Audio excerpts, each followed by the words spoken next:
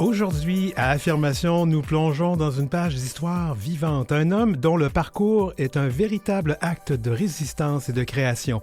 Artiste multidisciplinaire, photographe, vidéaste et musicien connu sous le nom de Sapiens, il a été un des militants de la première heure qui ont pavé la voie au village gay de Montréal et à nos droits actuels. Notre invité, Denis Bélapointe.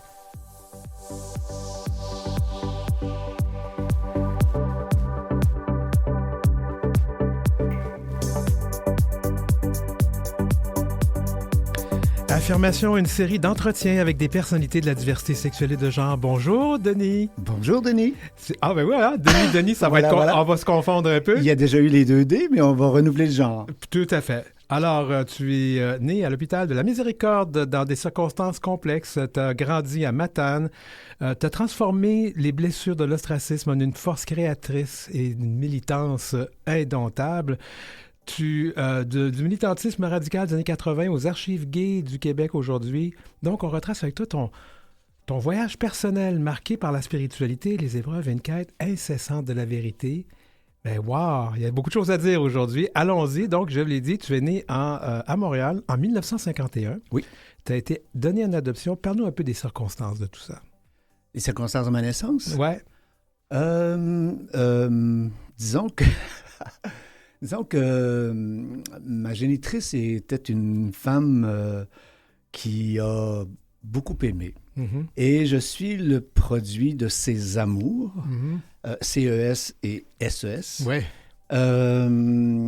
Et je suis né j'ai été conçu à Grand Remous. Okay. Ce qui ne s'invente pas, en rapport avec la vie, les remous que j'ai eus dans ma vie subséquente. Alors, c'est ça, et j'ai passé la première année de ma vie à la crèche de Miséricorde, Dorchester et Saint-Hubert, et d'où, évidemment, qui a des chances de créer ce qu'on appelle le trouble de l'attachement. Ouais. Et bon, tu pars dans la vie comme ça. Même quand j'étais là, on me donnait du Gardénal, donc des pentobarbital. Alors, donc des médicaments, là. Oui, ouais. Oui, pour pas qu'on pleure, pour avoir la paix, sage. En fait. Oui, pour qu'il... Alors, toi, tu as appris ton adoption de façon assez brutale, c'est à l'âge de 8 ans, parce qu'avant ça, tu ne le savais pas. Non, je ne savais pas. À l'âge de 8 ans, je me chicanais avec la petite voisine qui m'a crié comme ça, « T'es un bâtard, tu viens de la crèche, c'est pas ta vraie mère. » C'est dur, ça. Comment ça a joué, ça, sur ton regard sur toi-même et ta place dans le monde ou dans ton village? Reject. Oui, le rejet. Ah, bien sûr, le reject. Et puis, bon, comme j'étais, on va dire un peu, on appelait ça à l'époque un peu efféminé, c'est sûr que dans le village, j'étais la risée de tout le monde. Tu sais, bon, on parle de c'est quoi? D'ostracisation? Oui. On parle d'intimidation. Oui. Et je t'ai déjà dit ce que j'en pensais. Pour toi, c'était pas assez, c'était vraiment non, l'intimidation, c'est un euphémisme, là. Oui. Pour moi, ça s'appelle de la coercition, du terrorisme, tu sais, I wish you dead, là, à quelque part, tu sais. C'était vraiment violent comme ça. Très. Mais comment t'as fait pour grandir là-dedans? Ben, premièrement, moi, je me suis jamais battu, j'ai pas de muscles, j'ai rien, ça n'a jamais été ma tasse de thé, le combat physique. Par contre, quand on me battait, je me serrais les mâchoires, je me fermais les yeux, puis je me disais, à un moment donné, ça va arrêter. Et c'était qui faisait ça? Les gars. Les gars de ton âge, du village? Oui, un peu plus vieux, de mon âge, les gars du village. Ben, des gars du village. Et pourquoi? Seulement parce que t'étais efféminé, puis c'était carrément de l'homophobie. Ben, je pense que dans un village, il en faut un. Ouais. Il en fallait un. Il fallait un bouc émissaire. Bien sûr. En psychothérapie, moi, ce que j'ai appris, c'est que je représentais l'ombre que ces gens-là avaient à l'intérieur d'eux-mêmes, et c'était plus facile pour eux de me pointer que d'aller voir à l'intérieur d'eux puis essayer de faire un exercice là, Et c'est très fréquent. C'est très fréquent. Bien sûr. Écoutez, c'est anecdotique, mon histoire, là, quelque part, tu sais. C'est très fréquent, parce qu'on dit souvent que les pires homophobes sont homosexuels eux-mêmes, ils se refoulent. À qui le dites-vous? Mais c'est vrai, c'est beaucoup démontré. Oui. Donc, t'endurais ça de 51 à 1975. Oui, jusqu'à ce que je déménage à Québec.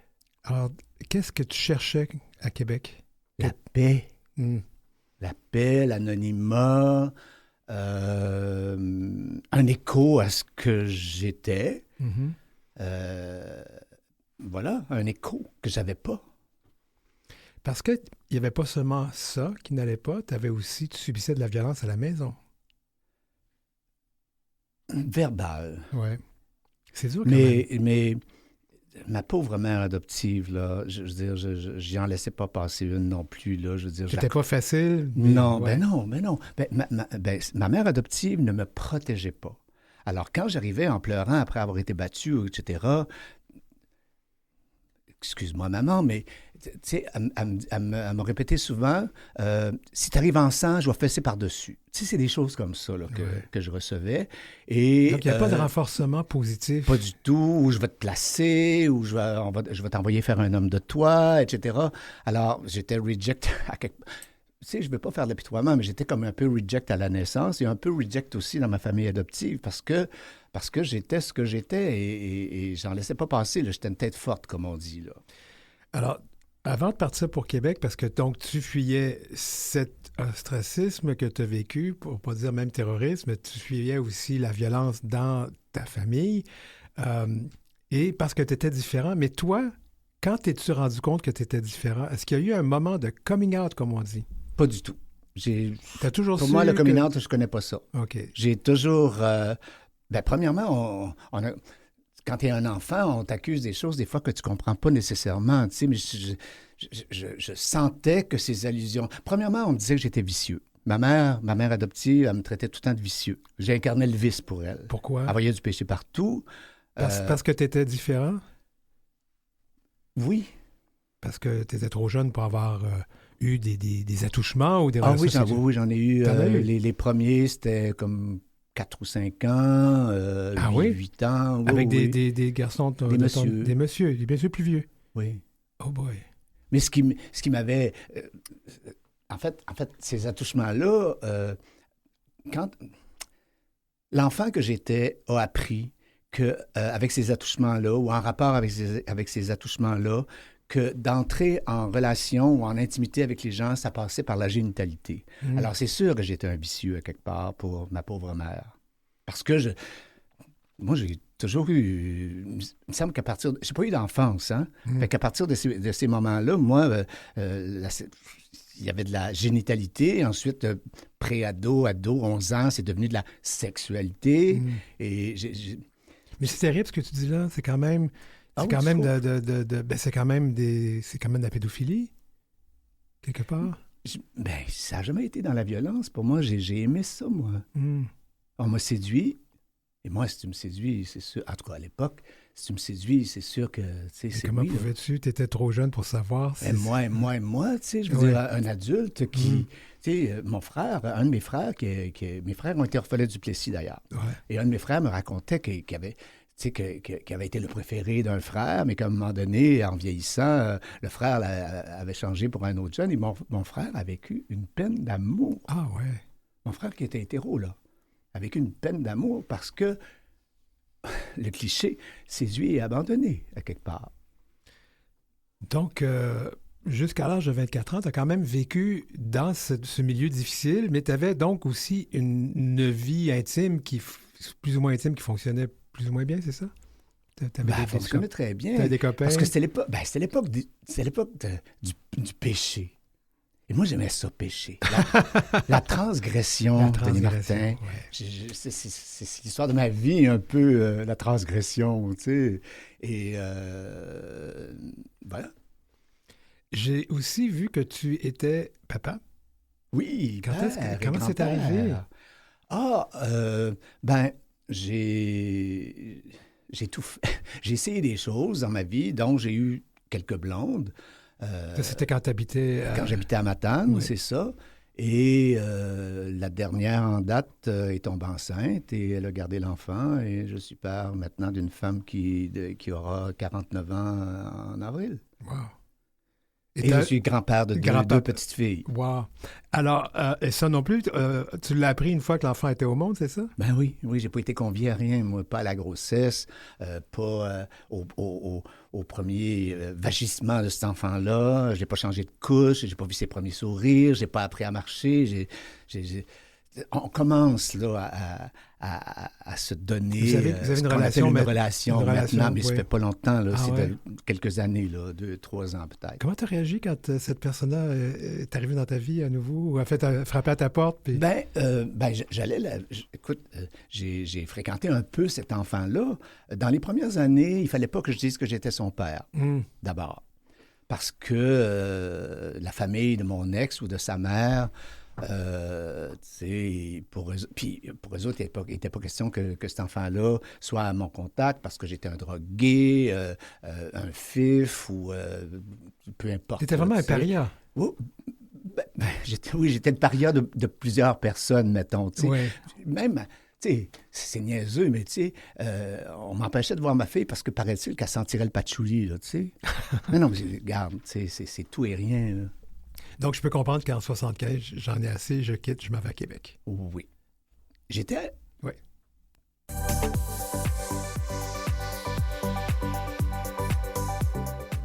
Alors, je vous rappelle que je suis avec Denis B. Lapointe et on parle de avec ce militant des premières heures. Vous allez voir qu'on a parlé de sa jeunesse, mais là, on s'en va peut-être plus vers la vie d'un homme queer, parce que je sais que tu préfères qu'on dise queer que gay.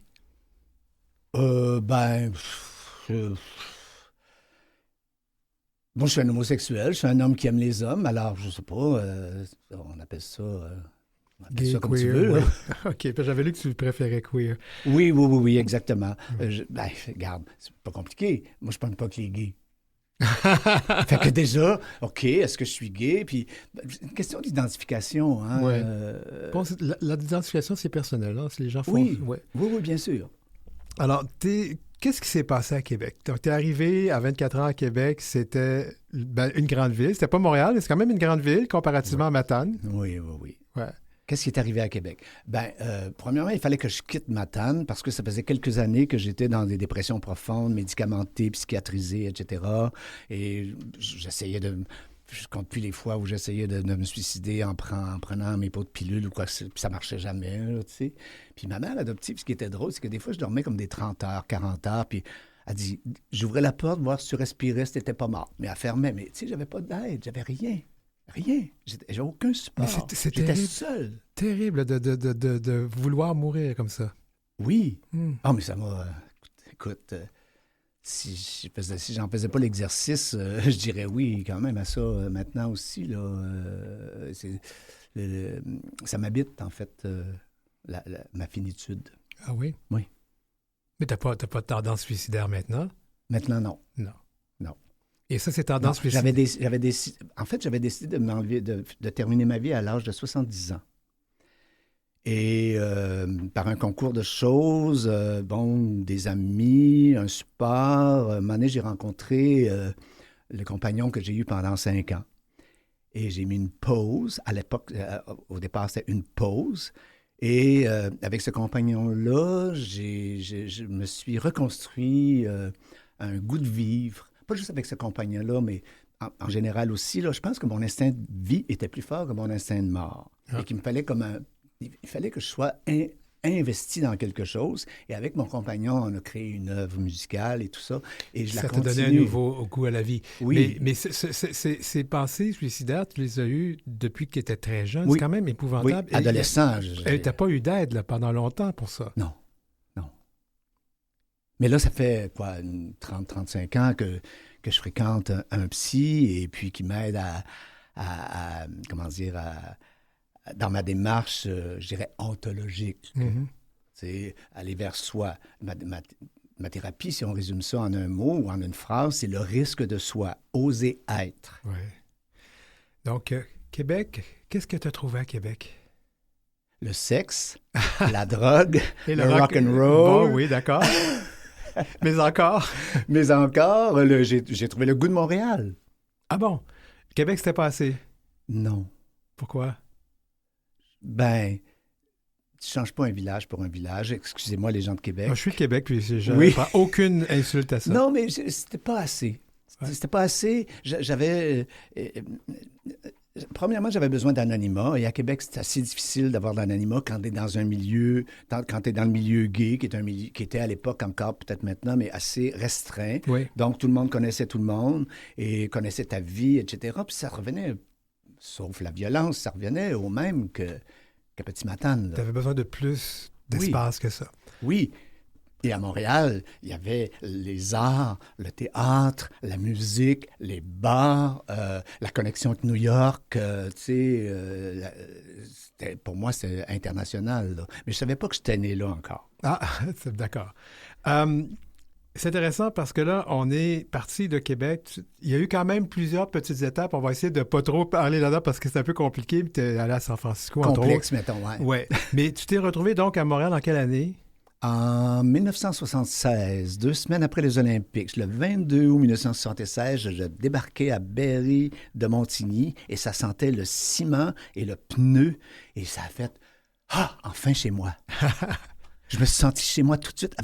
Oui, j'avais peut-être la mémoire, pas les souvenirs, mais la mémoire du bitume, du béton, de tout ça. Ah, peut-être, hein, ta maman avait respiré ça toute sa vie. Puis Oui, j'étais enfant sur la ferme. Là, j'avais 5 ans, 3, 4 ans. Et quand l'autobus venait porter le courrier au coin de la route, puis je sentais cet autobus-là, puis ce qui se dégageait de l'intérieur ça voulait dire ailleurs. Je voulais m'en aller ailleurs, déjà. Ouais. Je voulais embarquer dans l'autobus puis m'en aller, moi. Bon, donc, à Montréal, tu es chez toi dès que tu descends de l'autobus. Oui. J'ai eu le même feeling à San Francisco, en fait. Ah oui? Oui. Et San Francisco, on va y aller rapidement. Tu es allé à San Francisco, tu es resté là quand même combien de temps? Ah, habiter, à la fin des années 80, j'étais comme 3 mois à San Francisco. Puis Mais depuis la fin... Pardon? Tu voulais vivre là? Oui. Ouais. Mais depuis la fin des années 70, j'y allais plusieurs fois par année parce que j'avais un être très cher, disons, à San Francisco. Oui, San Francisco est quand même... Qui est décédé du sida en 1987. Oh, c'est terrible, hein, ces années-là. Oui, oui, oui. Mais ça, San Francisco, c'était vraiment... Tu voulais rester, mais qu'est-ce qui a fait que tu as dit, non, finalement, ça va être Montréal?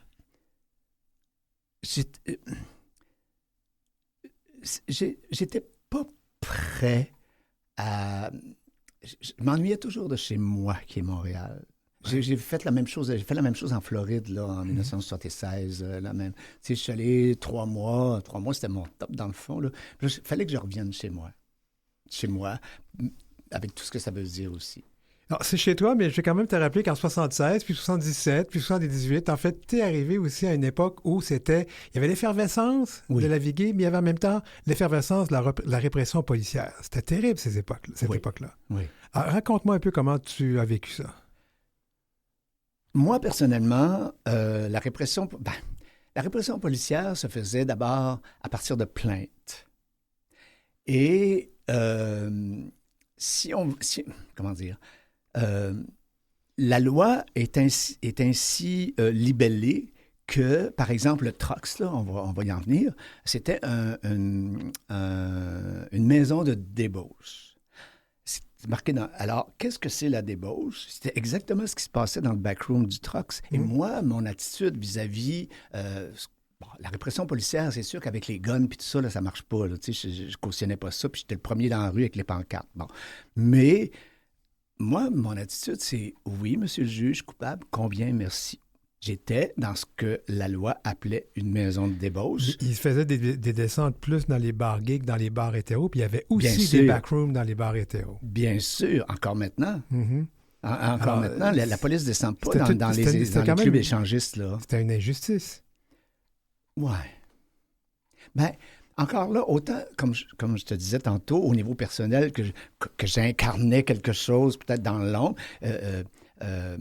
collectivement aussi, on incarne quelque chose là, qui n'est pas... dont l'hétérosexualité, en général, se drape là, dans la vertu ou à peu près. Et c'est nous qui sommes les vicieux, tiens, pour reprendre un mot. Pour reprendre un mot. Mais tu n'as jamais été arrêté dans ces descentes-là. Dans ces descentes-là, non.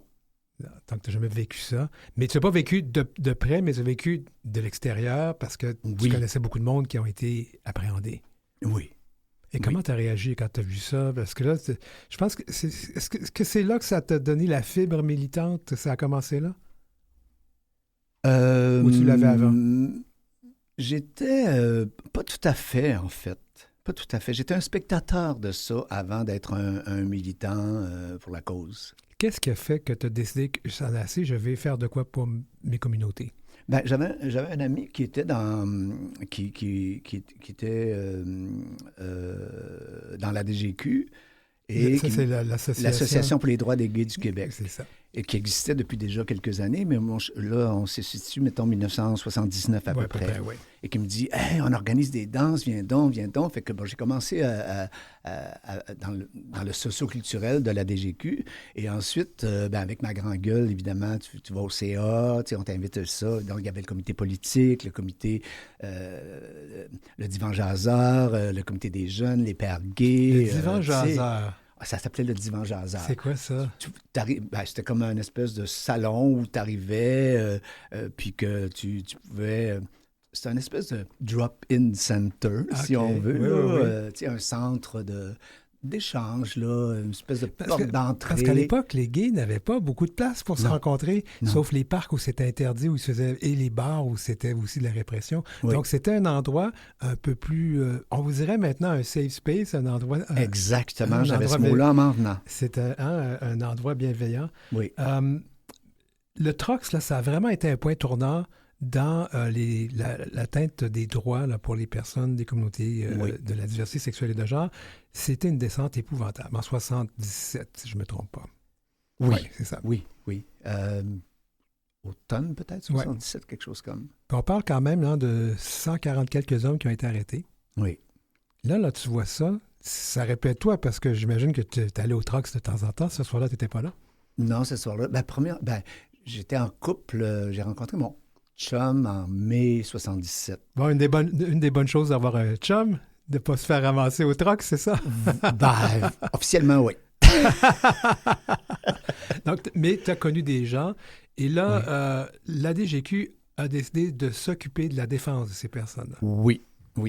Écoute, la police est descendue, mettons, je sais pas moi, un jeudi soir, et le vendredi soir, on était comme 1500, 2000 dans la rue avec les pancartes et tout, là. Mais à ce moment-là, j'étais pas impliqué comme tel, mais quand il y avait des manifestations, c'est drôle, hein? Il n'y avait pas d'Internet, il n'y avait pas rien de ça, et en dedans de 24 heures, on pouvait ramasser des milliers de personnes. Ah, les gens s'appelaient, hein? Oui. Ouais. Oui, ils appellent ça des pyramides de téléphone, là. Oui, oui. Et voilà, que ce soit pour ça. Puis il y avait aussi des descentes dans les saunas. Il y avait des saunas sur la rue Saint-Denis, le David, je ne me souviens plus, en tout cas. Puis la police faisait des descentes là aussi. Voilà. Et à chaque fois, le lendemain, c'était les manifestations. Et moi, j'y allais, même si je n'étais pas impliqué à la DGQ. Là, je faisais partie de ça et je prenais des pancartes et j'organisais des choses comme ça dans mon village. Là. Oui, tu étais habitué. Mais alors, qu'est-ce qui a fait qu'un jour, tu disais, OK, moi, je m'implique?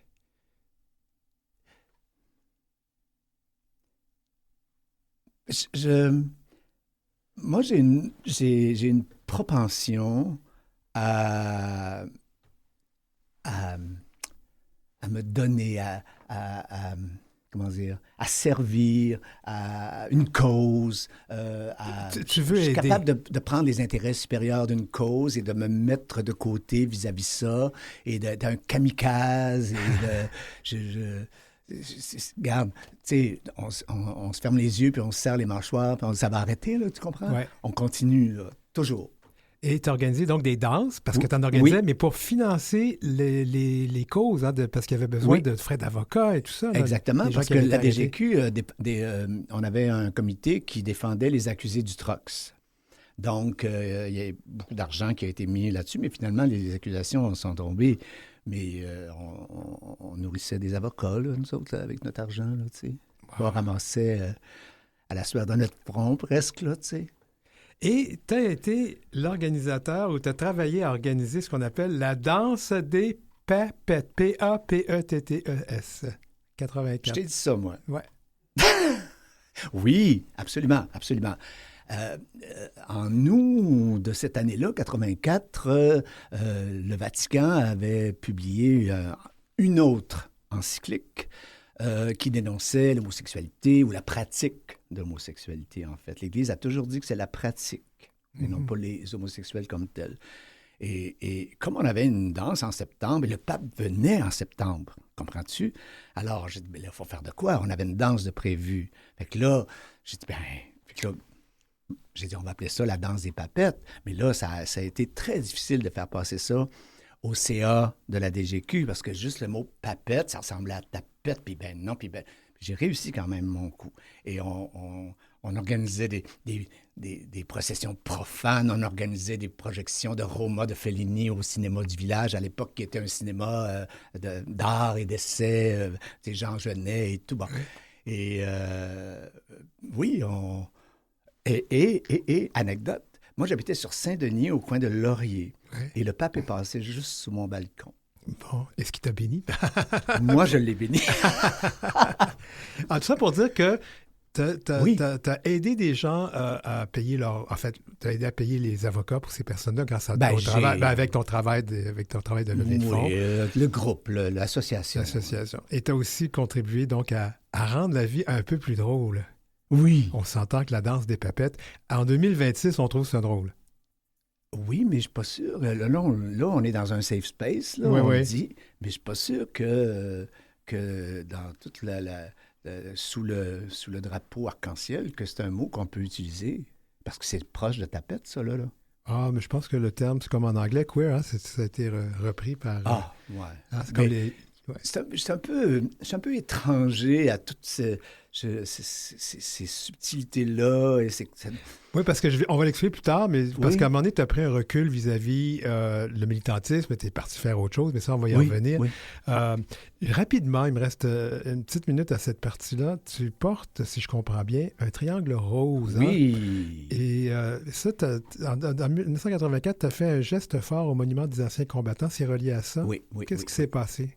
On était assez actifs, donc encore en 84, on venait de faire la danse des papettes en septembre, et puis la DGQ avait proposé et décidé que le 11 novembre, à la célébration du souvenir, qu'on irait déposer au monument, en même temps que tout le monde qui allait déposer, il y avait un groupe de femmes aussi.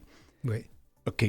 Une couronne en forme de triangle pour les homosexuels qui ont été assassinés, torturés dans les camps. Wow. On continue.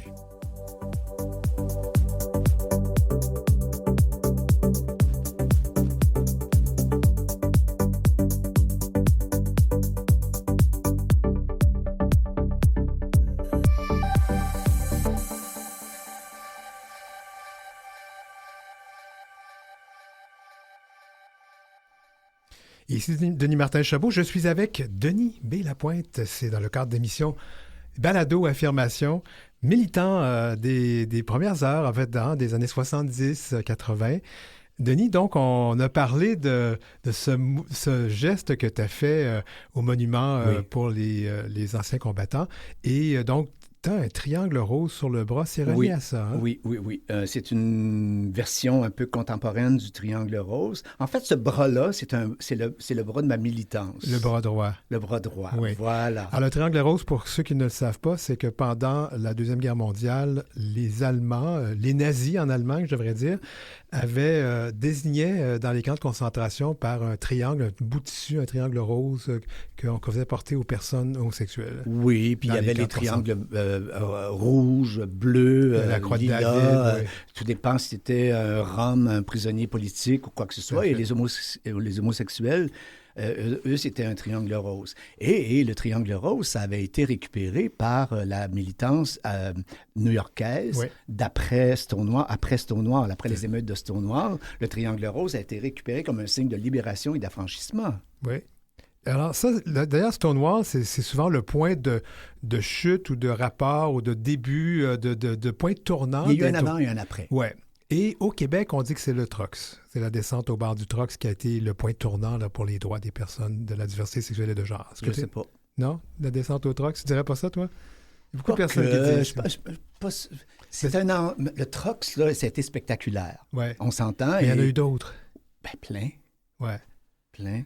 Ouais, dont le sexe garage, entre autres, qui a été un autre moment fort. Oui, exactement. Le buds, comme je te disais tantôt, les saunas. Même dans les années 90, il y en a eu une dernière, là, à l'époque où le Coq était sur Sainte-Catherine, Oui. dans l'ancien bureau de poste. Là, il y avait quelque chose en bas qui s'appelait, je me souviens plus, le labyrinthe. Les catacombes, je pense. Catacombes, voilà, c'est ça. Et de mémoire, à ma connaissance, en tout cas, c'est la dernière C'est fois. la dernière fois. Puis il y a eu les excuses de la police, les excuses de Trudeau et tout ça par la Oui, suite. oui.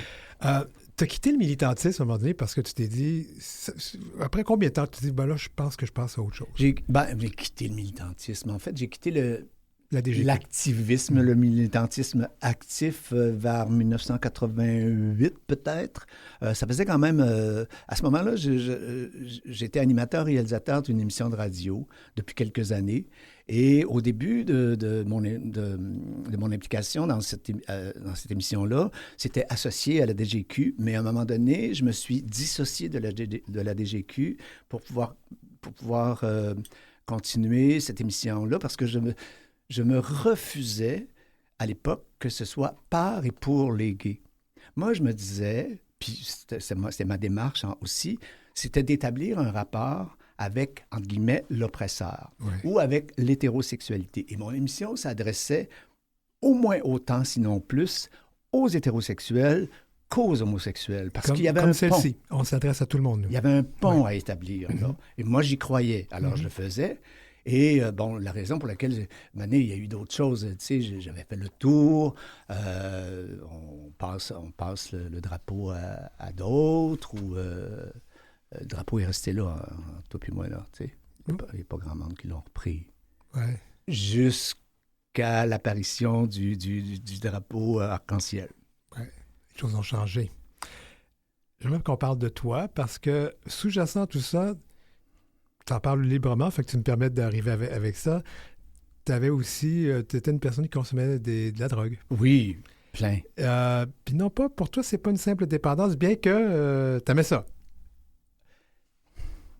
Écoute, avant même de prendre de la drogue, là, tu sais, la première fois que j'ai pris de la drogue, j'avais jamais fumé de cigarette de ma vie, j'avais jamais touché à l'alcool, j'avais jamais rien, et j'ai commencé avec le LSD. Et c'est quand ça? C'est arrivé quand, ça? Quand j'avais 17 ans. Quand même. Ah, à Matane? Oui. Mon Dieu, ça se rendait là. Bien sûr. Ben, la dope est bien meilleure en région qu'en ville. Je sais pas, je ne l'ai pas testé moi-même. Mais sérieusement, donc, tu as commencé très jeune. Qu'est-ce que c'est qui t'a amené vers ça? Ben, j'imagine que dans le temps, c'était... Je vais te répondre d'une façon un peu métaphorique, là. C'est l'absolu. Tu vois... La recherche d'une vie meilleure, parce que c'était pas facile vivre à Matane. Tu l'as dit tantôt, tu subissais de la violence. Oui, mais parallèlement à ça, il y avait une gang qui, comment dire, de qui je pouvais être, sinon un leader, à tout le moins un porte-parole. Donc, en même temps qu'on m'ostracisait, je pouvais être président de la classe, je pouvais être, j'organisais des pièces de théâtre, je faisais toutes sortes de choses, là, publiquement, en fait, là. Puis j'avais un public, en fait. C'est ça, pour ces choses-là. OK. Donc, tu as découvert la drogue. Même, tu sais, je te dis, j'avais 17 ans, mais même 2 ou 3 années avant, je voulais, j'avais hâte. Pour moi, c'était un monde. Là, quand on parlait de la drogue, c'était le démon et tout ça. Mais moi, je voulais connaître ça. Parce que je voyais les gens... C'est comme une quête spirituelle, quoi. Bien sûr, parce que j'avais l'expérience psychédélique de Timothy Leary. Je le lisais et je voulais aller là, moi, dans cette expérience psychédélique. Et tu as réussi à y aller? Oui. Bah oui. On devient vite un drogué malgré nos velléités spirituelles quand on consomme. Ouais. Alors, mais ça a toujours resté, toujours. Pour moi, là, le psychédélisme, là, c'est repousser les frontières de la conscience. Et pour moi, c'était la survie, là, la conscience. Parce que je regardais autour de moi, là, tu sais, en Gaspésie, tu sais, il mouille, il vente, puis il fait frette, là, tu sais. Fait que t'es tout seul, là. C'est devenu une dépendance? Oui, parce à Québec, là, mon Dieu, ça y allait fort, la mescaline, tous les bars. Donc, LSD, mescaline. OK. LSD, mescaline. Mon Dieu, bien évidemment, tout ce qui se fumait, tout ce qui se droppait, tout ce qui se sniffait. Est-ce que ça sniffait à l'époque? Je ne suis pas sûr. La cocaïne, ça sniffait, non? Non, j'ai commencé à Montréal. Ah oui. Oui, parce que dans le milieu, comment dire, sans dénoncer quoi que ce soit, là, mais disons qu'à l'époque, à la fin des années 70, la cocaïne, c'était les Happy Few. C'était chic et de bon goût, puis c'était... Je vais le dire. C'était... Moi, les gens de Radio-Canada, ben oui, qui sniffaient de la maudite bonne coke, et mon conjoint qui travaillait là avait de la bonne coke, on appelait ça comment, là, déjà, de la freebase et tout, et oui. Puis après ça, c'est devenu plus commun, mais j'ai adoré la cocaïne, mais ça donnait du power, de la drive. Ah. Et de ça, je suis devenu addict aussi. Mais, tu sais, je veux dire, tu prends bien de la coke, puis après ça, tu arrives chez vous, puis tu sniffes des activants pour dormir, puis aller travailler le lendemain. Puis j'ai jamais travaillé Stone. Jamais, jamais, jamais. Et là, tu travaillais aussi, parce que c'est important de le dire, tu es un artiste. À l'époque, tu étais styliste, c'est ça? Oui. Alors, parle-moi un peu de ce que tu faisais. Tu étais dans le cinéma, dans la télé? Oui, j'ai travaillé pour le cinéma. J'étais assistant coiffeur pour le cinéma. Et ensuite, dans les années 90, j'ai travaillé quelques années à l'École nationale de théâtre. Ah. Et j'ai adoré le théâtre, plus que le cinéma. Et tu es capable de faire cette carrière, alors qu'en même temps, le soir, excuse-moi de l'expression, tu te remplissais le nez, quoi.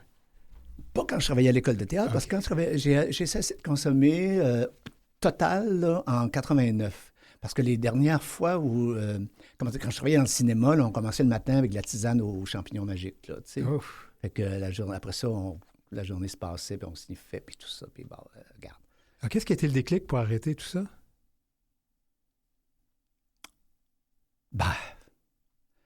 Le bas fond, en fait, là.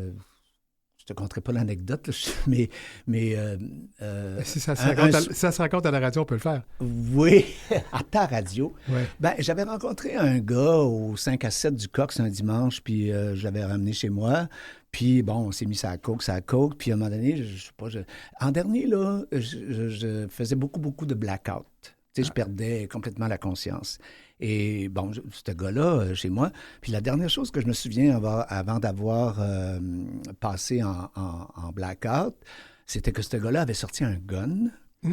Et j'étais fasciné par cet objet-là. Et moi, la dernière chose que je me souviens, c'est que je voulais prendre ce gun-là et me passer. Ouf! Et après ça, le lendemain matin, j'ai réalisé qu'on avait dû se battre, on avait dû, je sais pas, en tout cas, la maison était là comme défuntisée. Il t'a empêché d'utiliser le fusil. Là. Probablement, je sais pas. J'ai aucune idée.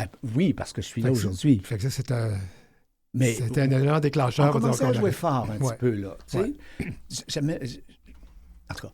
Et le lendemain, quand j'ai réussi élégamment à sortir ce gars-là, quand j'ai refermé la porte, j'ai dit « That's it ». Et t'as jamais reconsommé depuis? Un peu de pot, là, c'est trop puis pas assez, en fait, le pot, là. Non, j'ai jamais retouché à rien de ça et ça m'intéresse pas. Je m'intéresse pas de me scraper, là. J'ai trop de choses à faire. Ah, ben oui. Puis on est rendu à un âge, on ne sait plus combien ce qui en reste au bout, fait qu'aussi bien de faire les choses maintenant. Voilà. Mais toi, tu étais pour arrêter à 70 ans, mais tu l'as pas fait. Non. Heureusement. Non, heureusement. J'ai tellement de plaisir à... En fait, là, c'est depuis 60... Là, je vais avoir 75, là. C'est comme le... Je vis comme les dividendes de tout ce que j'ai essayé de faire. Et je savoure le retour que j'ai de tout ce que j'ai fait dans ma vie, tu sais.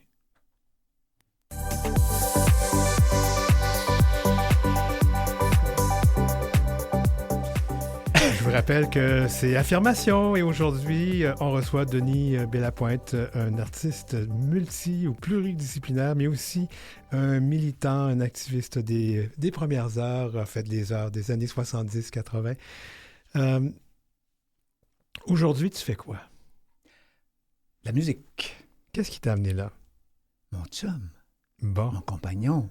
Oui, celui que tu as rencontré, qui est avec toi pendant 5 ans. Voilà, c'est ça. Mais regarde, j'avais déjà un peu touché à ça. Là. Tu sais, j'avais fait un... T'es pas mal touche à tout, en fait. Hein? Je Oui. vois ça, là, parce que tu as fait Oui. de la photo. Photo, vidéo, installation, musique, performance, ce qu'on appelait ce qu'on appelle maintenant du drag, là. Mais, oui. Parce que tu m'avais pas dit ça. Tu t'es habillé en femme, donc tu as fait de la drague. Oui, mais c'est il. Hein? Moi, je me suis jamais pris pour... Moi, en robe, là, je pense que je suis encore plus il que sans robe. Un peu comme, je pense, Michel Dorion, hein, qui fait de la drague. Et Michel, c'est lui-même quand il est en drague. C'est un choix, là. Oui, absolument. Ah ouais? Oh oui. Écoute, j'ai fait mes premières apparitions montréalaises à une danseuse qui s'appelait New York Flash. Et j'ai comme, pas parodié, mais tu sais, je suis un peu punk, hein, quelque part. Ouais. Puis j'ai fait du Nina Hagen. Oui, donc t'as pas du Nina Hagen. C'était... oui, puis porté par la foule, puis on les faisait boire pas mal avant de faire des shows. Je veux dire, ils se vendaient de la bière, là, c'était terrible. Puis, tant mieux, on faisait bien du cash pour défendre les accusés du troc. Ben oui. Mais voilà, oui, j'ai fait ça aussi. Mais je le fais, en fait, encore maintenant, j'ai un personnage. Hein, ah oui, ça s'appelle Elle. Elle. Ah bon, d'accord. Oui. Et elle, c'est une exacerbation d'une de mes facettes.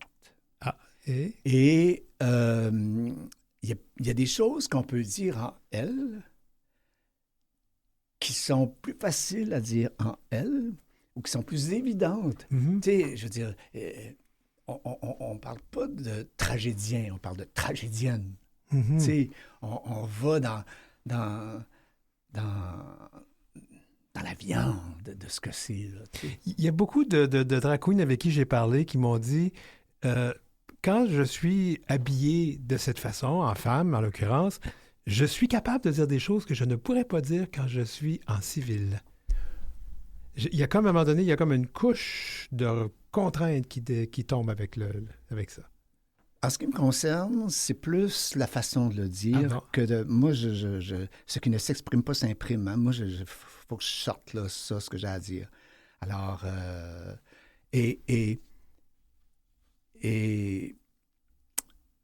suis un petit... Vas-y, là, parce que... Oui, j'ai une petite hésitation. C'est une hésitation. Je vais te poser une autre question, tu verras par la suite. Alors, moi, ce qui m'intéresse, c'est que tout ton parcours artistique, donc, tu as fait à peu près un peu de tout qui t'a amené à la chanson et d'avoir... Et là, tu m'apprends, parce qu'on l'avait... En pré-entrevue, on n'en avait pas parlé, que tu avais fait de la drague aussi. Et que ça te permet peut-être d'exprimer des choses que d'une façon différente. Est-ce que c'est aussi bon d'une façon différente que d'une autre, peut-être? Ou c'est plus facile à comprendre quand tu le dis en elle? Tu vois, maintenant, là, je me suis un peu dénoncé, là, mais tel que tu me vois, là, moi, ça ne m'intéresse pas de comment dire?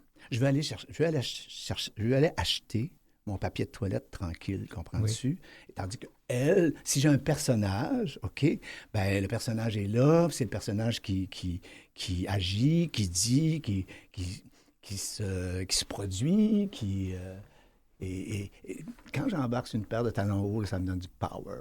Les premières fois, là, je disais « wow ». Ah ouais? Ah oui. Puis quand je partais là, des danses gays, bien en femme, que je m'en allais chez moi, là, puis que les chars arrêtaient, tout ça, là, c'était du pouvoir sur l'homme hétéro. Mm. Il y a quelque chose avec l'homme hétéro, là. Et les falbalas, madame. Bon. D'accord. Donc, drag queen aussi. Revenons à la musique. Non, pas drag queen. Ah, drag. Non, regarde, je vais dire pourquoi je dis pas drag queen. C'est que... Comment j'aborde ça? C'est que je me dis, si j'étais une femme de mon âge, de quoi aurais-je l'air?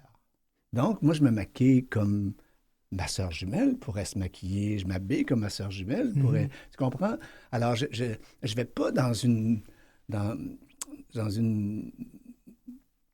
je vais dire une caricature de moi-même. Oui, c'est pas théâtral autant que... Non, okay. Non. Mais qui te donne le pouvoir, donc, du talon haut.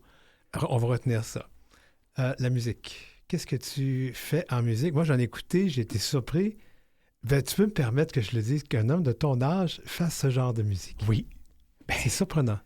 C'est ce qu'on me dit. On parle un peu de... C'est un peu punkish, c'est un peu... Oui. C'est ce qu'on me dit. En fait, Yoko Ono fait de la musique qui n'a pas d'âge. Fait de l'art qui n'a pas d'âge. Et je ne fais pas ni Yoko de moi-même, là, mais pour moi, Yoko Ono, ça a toujours été une référence depuis 1968, là, quand elle est arrivée dans le paysage public, là, mettons. Là.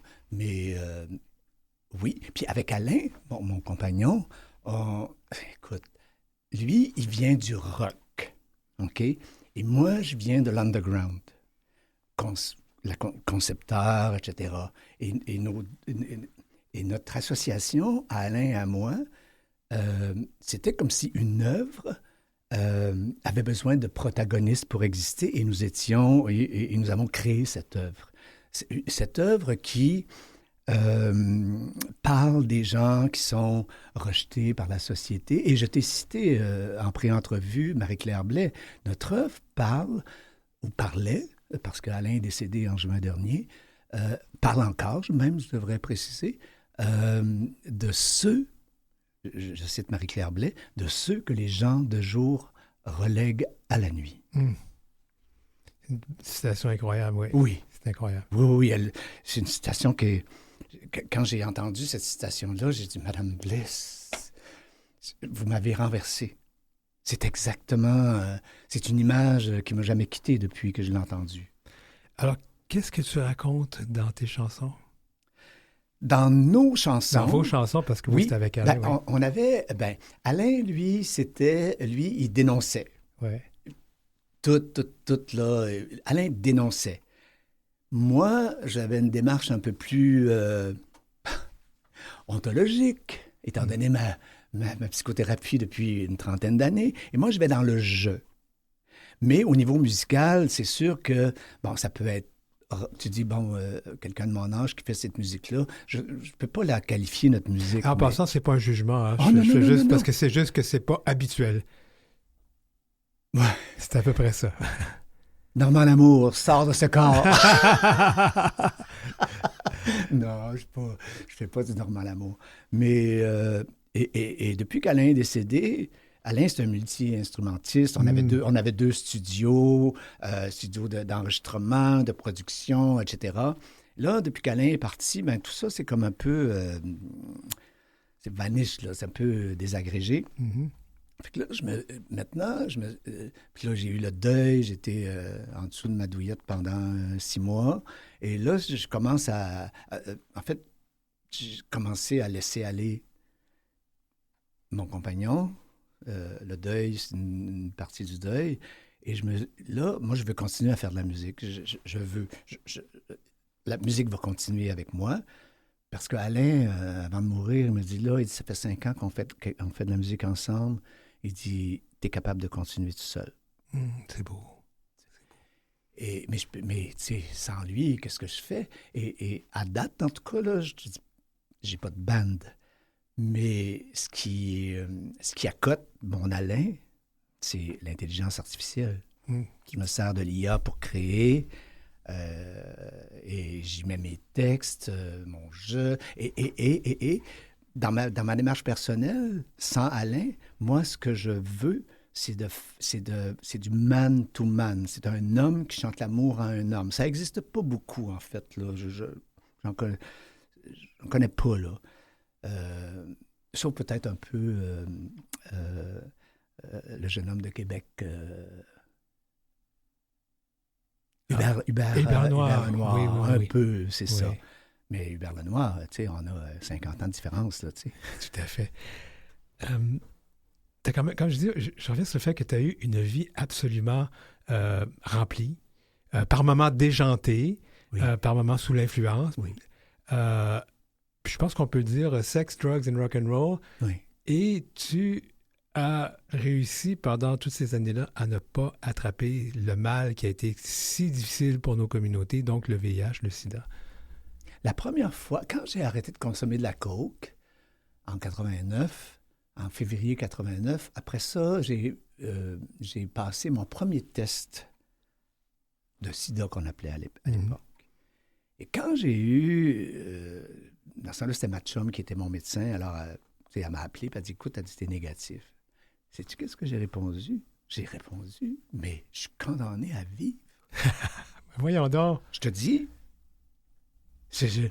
pour moi, c'était impossible que je ne sois pas affecté, infecté. Pour moi, ça se pouvait pas. Parce que t'en as perdu beaucoup des amis, toi, au VIH. Et... Plein. Écoute, dans les années 80, là, à l'époque, c'était l'Attitude. Je pense que le FUG n'existait pas. Et de temps en temps, on avait un petit encart. Là, bon, souvenez-vous de telle personne qui est morte d'une longue maladie et tout. Pendant ce temps-là, à San Francisco, là, il y avait le bar, le Bay Area Reporter, et il y avait des pages pleines de nécrologie, de gars qui mouraient du sida. Je me dis, comment ça se fait qu'on n'assume pas ça ici, à Montréal? Tu sais, je veux dire, il faut que ça soit connu. Excuse le paradoxe, mais c'est vivant. Mais c'était beaucoup la honte qui jouait là-dedans, à cette époque-là. Judéo-chrétienne, bien sûr. C'est ça que je trouve absolument incroyable. Toi, la honte, là, c'est quelque chose que tu as connu quand tu étais jeune, puis tu t'es dit, c'est fini, moi, je ne veux plus rien savoir de ça, là. Parce que j'ai pas l'impression que tu as eu honte de ta vie, à part peut-être les premières années quand tu subissais l'intimidation c'est drôle que ou la haine. C'est drôle, j'ai jamais pensé en termes de honte. T'as pensé en termes de quoi, toi? Mon Dieu Seigneur. J'ai pas l'impression que c'est un sentiment non. qui t'habite parce que c'est pas. On s'est parlé plusieurs heures. Puis oui. Ouais. Non, écoute, vivre avec la honte. Jamais. Écoute, je serais mort. Ça fait longtemps que je serais mort. Beaucoup de personnes de nos communautés, en fait, la grande majorité, ont vécu, surtout de nos époques, là, ont vécu dans la honte. Moi, personnellement, j'avais pas le choix d'assumer, j'avais pas le choix d'être. Puis d'être plus encore, dans le sens qu'on disait, lui, c'est rien qu'un si. Ben moi, j'étais un si et demi, comprends-tu? C'est ma façon, moi, j'étais un provocateur. C'était ta façon de survivre à ça. Bien sûr. De leur survivre. Ouais. Ces gens-là, maintenant, ce que tu en vois, qu'est-ce qui leur arrive? J'ai fait regarde, thérapeutiquement, là, il fallait que je fasse une réconciliation avec le passé, avec ce qui a été. Et c'est drôle parce que dans les fins des années 90, début des années 2000, c'est arrivé à quelques reprises où, quand je retournais à Petit-Matane, que des gens, des oppresseurs de l'époque, d'avant, viennent me voir et s'excusent de ce qui m'avait fait vivre. Ça doit être bon pour ça. Et moi, je les recevais, là. En fait, je les aidais à ce qu'ils se sentent moins coupables d'une certaine façon. Parce que moi, c'était fait, là. Tu sais, c'était passé. T'avais fait la paix avec ça. Mais c'est quand même validant. Ouais.